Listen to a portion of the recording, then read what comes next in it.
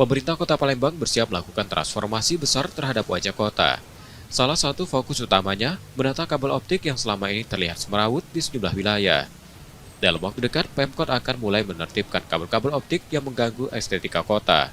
Tak sekedar ditata, kabel-kabel tersebut rencananya akan dipindahkan ke bawah tanah seperti yang telah diterapkan di beberapa kota besar lainnya.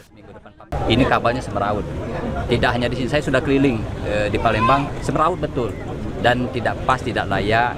Palembang, kota yang internasional, kota tertua masih ini. Maka saya ambil langkah, sudah saya minta di tiga dinas terkait, coba belajar seperti kota Bogor, kota Tangerang, dan juga Batam mungkin sudah menerapkan ini semua. Saya suruh belajar, besok saya suruh belajar, setelah itu pulang saya minta paparan detail, terus eksekusinya seperti apa. Rencana ini mendapat sambutan positif dari para operator provider di Palembang. Mereka menyatakan siap mendukung sambil menunggu regulasi dari pemerintah kota. Sangat menyambut baik, dan sebetulnya kami juga lihat tadi kepingin secara bersama-sama bersama dengan teman-teman pemerintah kota atau pemerintah daerah untuk bisa melakukan perbaikan atau perapian pertentangan. Dari sisi regulator, pemerintah kota menyiapkan regulasinya, kemudian dari operator kami, para operator ya, tidak hanya kami, itu bisa mengeksekusikan berdasarkan koridor regulasi yang sudah ditetapkan oleh pemerintah.